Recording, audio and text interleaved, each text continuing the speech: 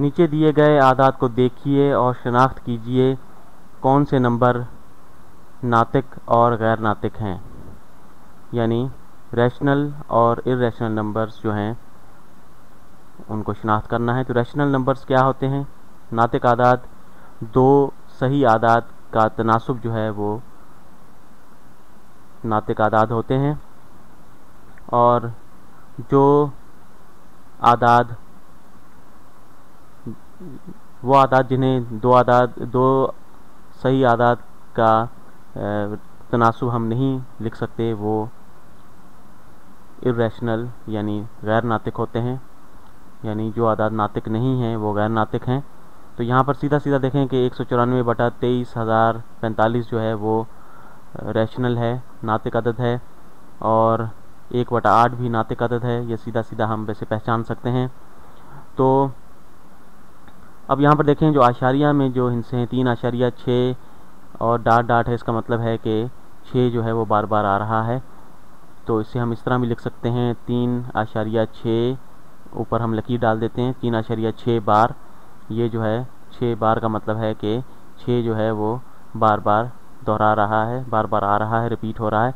तो यहाँ पर मैं इसका असूल आपको बता दूँ कि दो सही आदात का तनासुब और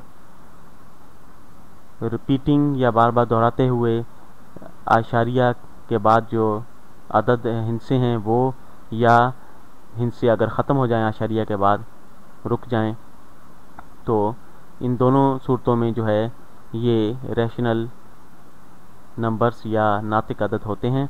तो 3.666 जो है ये रैशनल अदद है, और इसका एक तरीक़ाकार है जिसके ज़रिए हम इसे हल कर सकते हैं। तो मैं आपको एक मिसाल के ज़रिए ये बताता हूँ यहाँ पर कि उसे हम किस तरह अगर हल करना चाहें तो कर सकते हैं। यूँ समझें कि 2/3 है।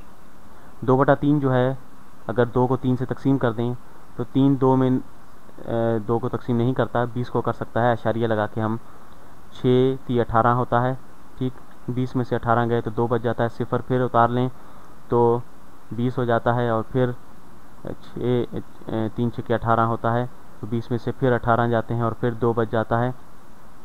तो ये बार बार जो है अमल दोहराता रहता है, यानी 6 जो है ये बार बार जो है आशारिया के बाद ये आता रहेगा। तो एक लामतनाही सिलसिला है, लेकिन 6 का आदत जो है वही बार बार आएगा। तो इस तरह जो है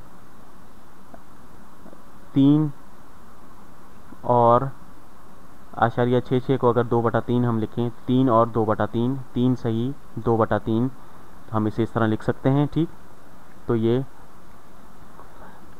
इसको हम ये मखरूत अदद है, इसे हम कसरे गैर वाजिब में तब्दील कर लें तो 3 3 9 और 2 जमा करें 11, 11/3 ये हमारे पास कसरे गैर वाजिब में आ जाता है।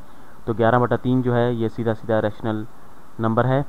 तो 12 ज़रब जज़र 11, तो ये आप देखें कि ये मुफरद अदद है 11, और मुफरद अदद की अगर जज़र निकाली जाए तो वो इर्रेशनल या गैर नातिक अदद होता है। तो जज़र मुफरद अदद या प्राइम नंबर्स की वो हमेशा इर्रेशनल नंबर या गैर नातिक अदद होता है, ठीक। तो ये जो है गैर नातिक अदद है। तो हम इसे निशान लगाते हैं इस लाल रंग से। तो ये जो है ये गैर नातिक अदद है। उसके बाद -81.25। तो आशारिया 25 जो होता है 25/100 के बराबर है। तो 25/100 जो है वो 1/4 के बराबर होता है, ठीक, 1/4 है। तो 21 और 1/4, तो ये मनफी अदद है। तो ये हो जाता है 21 को 4 से ज़रब दें, 4 एकम 4 होता है, 8 चौक 32, 324 और 1 जमा कर दें 325 हो जाता है ये, ठीक, 325, ठीक, बटा 4। तो यहाँ पर इसे मैंने ज़रब दिया है, तो ये मनफी अदद है। किस तरह इसे ज़रब दिया है? क्योंकि ये -81 और -1/4 है, ठीक, क्योंकि दोनों अदद जो हैं ये मनफी हैं, तो ये आपस में जमा हो जाते हैं तो मनफी ही अदद रहता है, ठीक। इसे हम इस तरह लिखते हैं। तो ये -325/4 जो है ये नातिक अदद है यकीनन। तो इसे पीले रंग से मैं दायरा लगा देता हूँ। ये नातिक अदद है -81.25। तो ये जो हैं ये रैशनल या नातिक अदद हैं, पीले रंग से मैं दायरा लगाता हूँ।